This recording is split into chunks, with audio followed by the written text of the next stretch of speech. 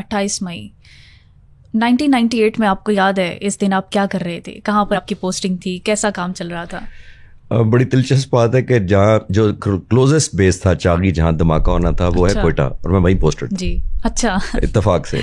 और हम अल्हम्दुलिल्लाह उस वक्त हमें ख़तरा था पाक फ़िज़ाइया को कि जब हम ये न्यूक्लियर फ्यूजन या डेटोनेटर्स या वेब एक्सप्लोसिव जो है हम शिफ्ट करेंगे, हमने उनको पिंडी से शिफ्ट करना था। वहाँ पे मोस्टली लेबॉर्ट्रीज थी और पाक फ़िज़ाइया की C-130 नहीं कोयटा लेकर आना था और कोयटा से चागी पहुँचाई जानी थी। अच्छा। तो मुझे ये एजाज़ था कि उस दिन हम कंटिन्यूस पेट्रोलिंग कर रहे थे हवा में।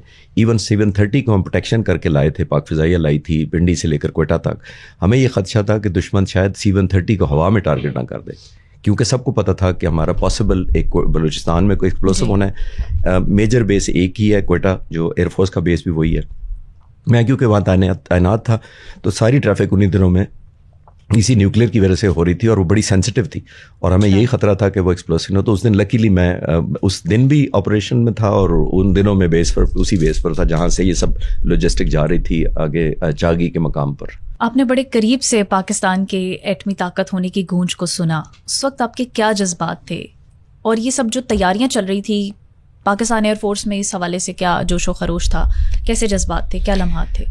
देखिए, गूंज से भी बहुत पहले का मैं थोड़ा सा इनडायरेक्टली कंट्रीब्यूट कर पाया था। जब मैं यंग ऑफिसर पाक फ़िज़ाइया में, मेरी पहली पोस्टिंग पेशावर के बेस पर थी, तो हमें अचानक हुक्म मिला अर्ली 80s में 81 में। अच्छा। तो हमें कहा गया कि आप जहाज़ लें पेशावर से और फौरी तौर पर पिंडी पहुँचें, यानी इस्लामाबाद जो कैपिटल में, उस वक्त तो चिकलाला एयर बेस है और अभी नूर खान एयर बेस है, तो वहाँ डिप्लॉय किया गया था हमें। और हमें वजह पूछी गई, उस वक्त हम नौजवान थे, हमें तो नहीं पता था। फिर उन्हें बताया गया कि वहाँ कोयटा न्यूक्लियर लेबॉर्ट्रीज़ हैं हमारी, जिससे दुश्मन के हमले का ख़तरा है। अच्छा। तो वहाँ फ़ाइटर जहाज़, क्योंकि पेशावर या कामरा या किसी और बेस से जब तक वहाँ पहुँचेंगे बचाने के लिए, डिफेंस के लिए, तो बड़ा लेट हो जाएगा। तो हमें फ़ाइटर जहाज़ वहीं पिंडी में ही रखने हैं, सो दैट अगर कोई वॉर थ्रेट आए तो आपने पिंडी से एयरबोर्न होकर दुश्मन को ज़ाहिर है और इंटरसेप्ट करना है बिफोर वो अटैक कर सके कोयटा न्यूक्लियर प्लांट पर। उस वक्त एक ही लेबॉर्ट्री होती थी और डॉक्टर कदीर खान उसी में काम किया करते थे। तो हमें बड़ा एजाज़ है कि वो हम पिंडी में बहुत साल डिप्लॉयड रहे। कभी आपकी मुलाकात हुई? जी, काफ़ी दफ़ा जी। अच्छा। जब मैं एयरफोर्स में थोड़ा सीनियर हुआ तो फिर मैं एयरवॉर कॉलेज में स्टूडेंट भी था और फिर मैं इंस्ट्रक्टर भी था, फैकल्टी मेंबर भी था। जैसे मैं आपसे बात करता हूँ इस तरह लेक्चर देने आए थे, फिर हम जो इंस्ट्रक्टर्स थे उनके साथ अपने क्रू रूम में बैठे इंस्ट्रक्टर्स लाउंज में, तो हम उनसे इनफॉर्मली बड़ी चीज़ें पूछा करते थे। Fascinating story. कैसे इंसान थे डॉक्टर अब्दुल? बहुत हम्बल, मतलब आप उनको देख के कह नहीं सकते थे ये न्यूक्लियर साइंटिस्ट। सिंपल कपड़े पहनते थे, सादा बातें करते थे, प्राउड बिल्कुल नहीं थे उनमें, ये ईगो या वो थी ही नहीं कि मैंने न्यूक्लियर बॉम्ब दिया अपनी कंट्रीब्यूशन। बल्कि वो तो ये कहते थे कि मैं पहली दफ़ा 1976 में शायद मैं आया, जब ये 74 में हिंदुस्तान पहला धमाका कर चुका था। पहला धमाका हिंदुस्तान ने किया था 1974 में और उसको उन्होंने उस धमाके को नाम दिया था स्माइलिंग बुद्धा। अच्छा।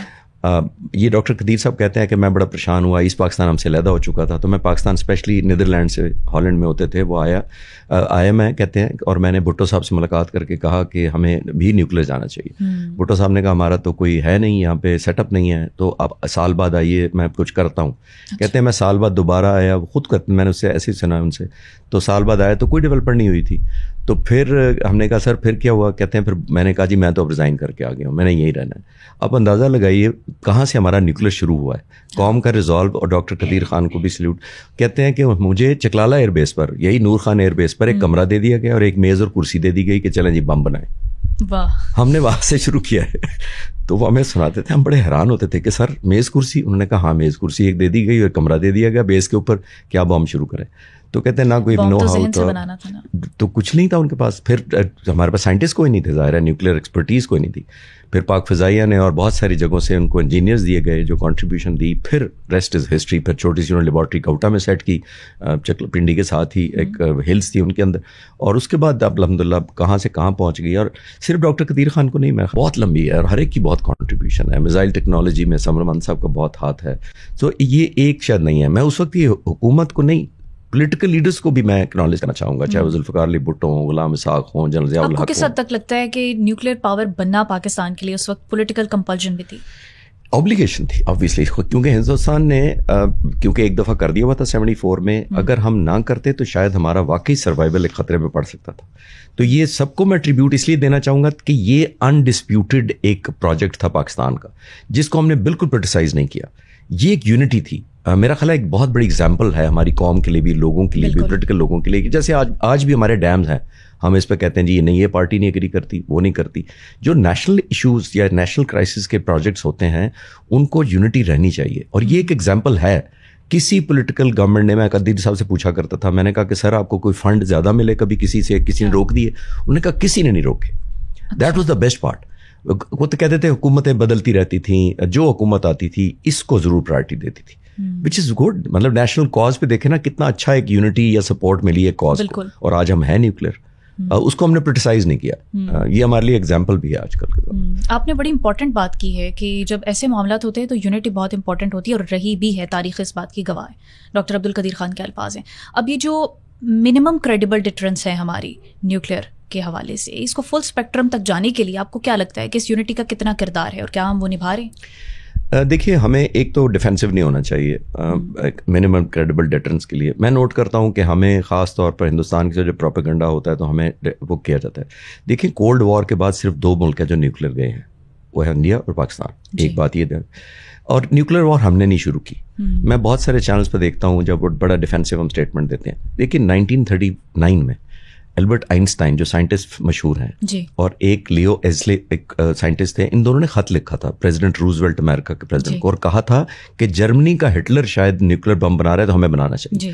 تو امریکہ نے سب سے پہلے 1940 جنگ ورلڈ وار سے تھوڑا سا پہلے نیوکلیر بم ایکسپلوڈ کیا. امریکہ وہ واحد ملک ہے جس نے ہیروشیما اور ناگاساکی پر 2 بم پھینکے, اور ایک بم کا نام لٹل بوائے تھا اور ایک فیٹ مین تھا. ایک جگہ 1,40,000 لوگ مارے گئے اور دوسرے میں 70,000 مارے گئے. انہوں نے ایک سٹارٹ لیا ہوا ہے. آج دنیا میں 12,500 نیوکلیر وار ہیڈز ایسٹیمیٹڈ ہیں, 90% رشیا اور امریکہ کے پاس ہے. تو میں منیمم کریڈیبل ڈیٹرنس کو بالکل اپنا گلٹ نہیں ہونے دیتا. آج تک دنیا میں جتنے ایکسپلوژن ہوئے ہیں 90% امریکہ اور رشیا نے کیے ہیں. وار ہیڈز بھی سب سے زیادہ ان کے پاس ہے. ایکسپلوژن سب سے خطرناک ان سے کیے ہیں. 1961 میں رشیا نے ایک ایکسپلوژن کیا تھا جو 3800 گنا زیادہ تھا, ہیروشیما سے زیادہ پاورفل تھا. تو میں یہ عرض کرنا چاہ رہا ہوں کہ ہمیں منیمم کریڈیبل ڈیٹرنس پہ بھی ہم ڈیفینسو ہو جاتے ہیں. یہ ہمارے لیے مسٹ ہے. یہ اگر نہیں کریں گے, آپ نے نوٹ کیا ہوگا ہندوستان ہمیں آفر بڑے عرصے سے کر رہا ہے کہ نو فرسٹ یوز کا ایگریمنٹ کر لیں. ہم فرسٹ یوز کیوں نہیں کر رہے؟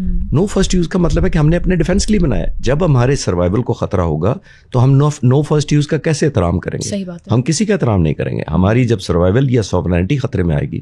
ہویور ہم بہت رسپانسبل اسٹیٹ ہے. آج 27 سال ہو گئے, ہم نے ایک دن بھی تھریٹ نہیں کیا.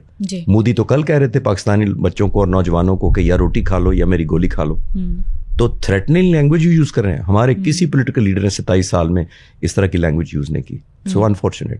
ہمیں یہ انڈیا کا یہ رول جو ہے دنیا کی نظر میں یہ بھی ہائی لائٹ کرنا چاہیے کہ وار ایگریشن یا وار ٹون انہیں کے چینلز کی ہے. آپ ان کے چینلز اٹھا کے دیکھ لیں, اور آپ جیسے اینکرز کا کلپ بھیج دیں کسی کو کہ جی یہ ادھر اینکر ہیں ادھر وہ اینکر ہیں, تو وہ اکثر میں لوگوں کو کہتا ہوں لگتا ہے کہ وہ ٹی وی اسکرین توڑ کے باہر آ جائیں گے, وہ اتنا اگریسو ہوتے ہیں. تو ہمیں یہ ہائی لائٹ کرنا چاہیے. ہم کیسے ہائی لائٹ کر سکتے ہیں؟ دیکھیے ابھی ہمارے ڈیلیگیشن جانے والے ہیں جو فورن, انہوں نے بھی بھیجے ہیں ہندوستان میں, ہمارے جانے والے ہیں. دیکھیں ہمیں یہ ارسپانسبل جو ہے انڈیا کا رول, اس کو ہائی لائٹ اس طرح کرنا چاہیے. دیکھیے میں آپ کو ٹیکنیکل تھوڑی 2 باتیں کرتا ہوں. براموس میزائل انہوں نے مارے, ایئر وائس مارشل اورنگزیب نے پاک فضائیہ نے کہا کہ ہم نے ڈیفلیکٹ کیے, مس لیڈ کیے, مس گائیڈ کر دیے. اگر وہ مس گائیڈ ہو کے امریکہ سے انڈیا سے فائر ہو کے ایران پر جا گرے یا افغانستان پر جا گرے, تو ایران کبھی کہے گا کہ یہ انڈیا سے آئے ہیں؟ نہیں. تو ریجنل اسٹیبلٹی کس نے داؤ پر ڈالا؟ انڈیا نے. پہلی بات آپ نے نوٹ کیا ہوگا ایئر وائس مارشل اورنگزیب نے یہ بھی کہا تھا اس دن کہ 57 سویلین ایئر لائنرز پاکستان کی سرحدوں میں اڑ رہے تھے اس وقت. 57. میں نے چیک کیا انڈیا کے 200 سے زیادہ اڑ رہے تھے اس وقت. اور انڈیا ڈائیورٹ ان کو نہیں کر سکتا تھا, روک نہیں سکتا تھا, اس لیے کہ اگر روکتا تو ہمیں وارننگ ہو جانی تھی کہ انہوں نے سول فلائٹیں روک دی ہیں.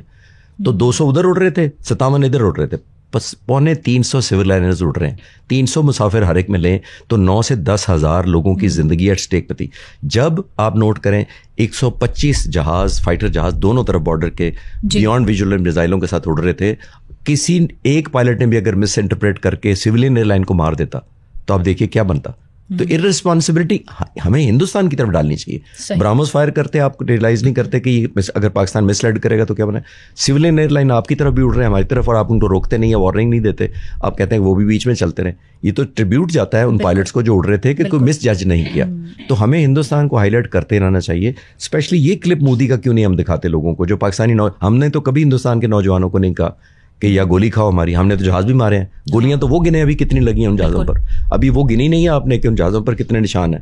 تو آپ پاکستانی نوجوانوں کو کہہ رہے ہیں کہ جناب اٹھو ورنہ روٹی کھاؤ گے ورنہ میری گولی کھا لو گے. تو it's a matter of perception جو ہمیں بلڈ کرتے رہنا چاہیے. ایک کنٹینیوس ایفرٹ ہے, ون ڈے کا نہیں ہے کہ آپ ایک سیمینار بھیجیں یا ڈیلیگیشن بھیج دیں, وہ ایک ٹور کر کے آ جائیں, لوگوں سے مل کے آ جائیں. یہ آن گوئنگ کیمپین ہے, یہ ایک فائٹ ہے جو آپ کو وقت کے ساتھ ساتھ سارے رویے کو رجسٹر کرنا بڑا ضروری ہے انٹرنیشنل پلیٹ فارمس پہ. خالد صاحب, آپ نے ایک عرصہ گزارا پاکستان ایئر فورس میں, آپ کو بہت سارے انعامات سے بھی نوازا گیا, ستارہ وصالت, ستارہ امتیاز.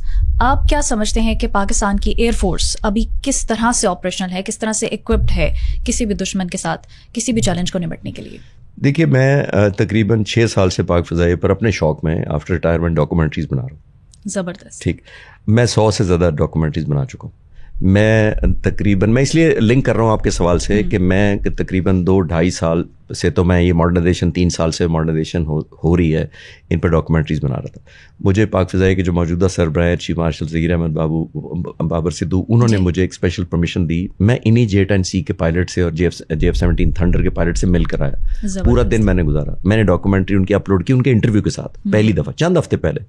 اور میں جب اس میں کہتا تھا کہ پاک فضائیہ اتنی خطرناک ماشاء اللہ ان کے لیے دشمن کے لیے ہو چکی ہے کہ یقین کریں, میں نے ایک انٹرویو میں کہا کہ مجھے ترس آتا ہے ہندوستان کی ایئر فورس پر اگر وہ لڑے گی تو. یہ پہلے کہا تھا, تو اب آپ دیکھ لیں سچی بات ثابت ہوئی. پاک فضائیہ کی اس وقت جو پریپریشن ہے, ہارڈ ویئر ایک اور چیز ہوتی ہے, اکوپمنٹ لے لینا ایک اور چیز بات ہوتی ہے, ان کی امپلائمنٹ اور انٹیگریشن کی یہ دنیا ہے. پاکستان نے جو بہت بڑا ایج لیا ہے ہندوستان ایئر فورس پر, اب ان کے ایکڈیمیشین اور ملٹری اسٹریٹجسٹ بیٹھ کر سوچیں گے کہ کیا چیز ہے جس نے پاک فضائیہ کو ممتاز کیا. ایک چیز نے کیا, ٹیکنالوجیکل ایج نمبر 1.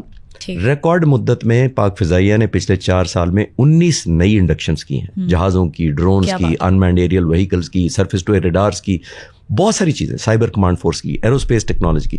میں جب ان کو دیکھتا تھا تو یقین کریں سینگ از بلیونگ والا لفظ لگتا تھا. جب میں نے ان کی امپلائمنٹ دیکھی ہے جن کی میں بات کرتا آتا تھا, تو ایسے لوگ جو مجھے کرٹیسائز کرتے تھے کہ نہیں یار تم PF کو زیادہ ہی اوور ریٹ کر رہے ہو, اب مجھے خود فون کر کے کہہ رہے ہیں کہ تم ٹھیک کہتے تھے, تم نے کم بتایا تھا PF نے جو جتنا پرفارم کیا. تو یہ پراؤڈ مومنٹ ہے ہندوستان کو, یہ ریئلائز اب شاید ان کی لیڈرشپ خاص طور پر فضائیہ کی یہ کرے گی کہ انٹیگریشن بڑی ضروری ہے اور اگریسو لیڈرشپ بڑی ضروری ہے. زبردست. میں اس سوال کے جو آخر میں یہ کہوں گا کہ دیکھیے AP سنگھ ہندوستان کے ایئر فورس چیف ہیں جی, وہ بے بسی میں فروری اس 2025 میں ایک سیمینار میں, پبلک سیمینار میں, ان سائڈ ہیڈ کوارٹر نہیں, پبلک سیمینار میں کہتے تھے کہ مجھے اور جہاز چاہیے تاکہ میں ریلیونٹ رہ سکوں اور دشمن اپنی دھاک بٹھا سکوں, یہ خوف رکھ سکوں. انہوں نے کہا ہمیں 40 جہاز 9 سال پہلے تیجاس آرڈر کیے تھے, آج تک ایک بھی نہیں ملا. اس سے آپ بے بسی کا اندازہ لگائیے, ریلیونٹ رہ سکوں اور دشمن پر خوف طاری کر سکوں.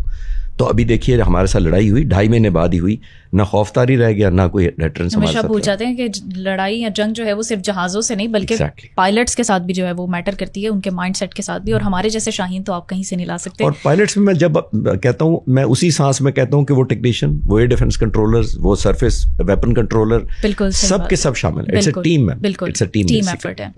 خالد صاحب, یوم تکبیر کے حوالے سے کوئی میسج دینا چاہیں آپ؟ دیکھیے, ہم خوش قسمت قوم ہیں کہ دنیا کے 7 ملکوں میں ہم شامل ہیں جن کے پاس نیوکلیر ڈیٹرنس ہے, اور ہم اس کو نہ ویپنائز کرنا چاہتے ہیں اس ایریا کو, نہ ہم اس کو ڈیٹرنس کرنا چاہتے ہیں, نہ ہم ریجنل ہیجمنی کے لیے استعمال کرنا چاہتے ہیں. ہم کریں گے تو 2 وجہ سے جب بھی استعمال کریں گے, ایک سوورینٹی کے لیے اور ایک اپنی آزادی کے لیے. جس دن ہمارے بچوں کا مستقبل ہمیں خطرے میں لگا اس دن اس کی باری آئے گی, اور میں دعا گوں کہ اس کی باری نہ آئے, اور نہ باری آنے میں سب سے بڑا رول ہمارے good friend across the border کا ہے.